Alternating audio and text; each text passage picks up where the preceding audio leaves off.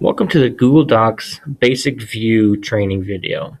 This video is just going to look at what you see when you actually open up a new document. So looking at this particular document that I have, Docs Training, it is blank because I will be using it for all future training videos. I've opened it up through my drive, and you can see that I have all my file menus, or my different menus across the top here. I have the name up here in the top left corner. If I hover over it, it says I can rename it. So I click on it. I can rename it anything I want. Click OK. It will automatically default to untitled document, and you can change that however you want. You can add a star to it, so it'll put it in the starred section of your drive if you want to do that, because you know it's one you're going to use a lot. And then you also can adjust where it actually is located. It will automatically locate itself in the folder in which you opened a document from, or you can move it right here. If you click on it, it'll open up a little tab and it'll tell you different options of where you can go. You can also create a new folder if you needed to as well. So looking across right next to the help is the last edited or editing archive. This would be very, very helpful. If you click on that, it'll open up your revision history on the right hand side.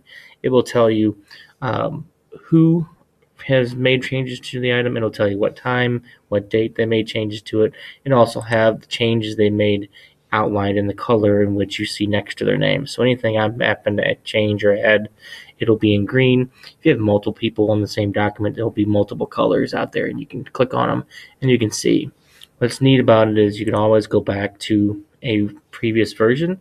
So if a student or colleague messes something up or struggles or tries something and decides that that's not the way they want to go, you can always go back to a previous version and go there.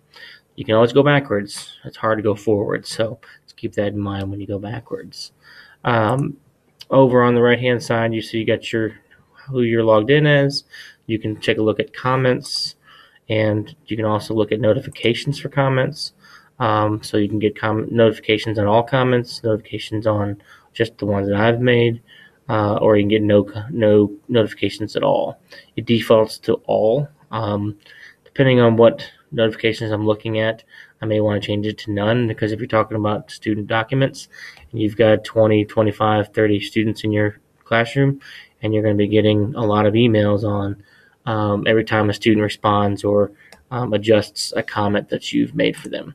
You can also insert a new comment here. I don't have anything on my document, so there's no comments to be made just yet. And then there's your shared button as well, so you can share new documents to other folks. So your basic ribbon here, you can add and subtract things.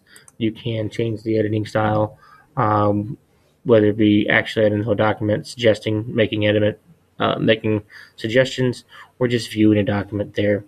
If you don't want to see this ribbon, you want more space, you can get rid of that and get rid of your file menu, and you can always get it back as well. So that is a basic overview of what Docs looks like on a blank sheet.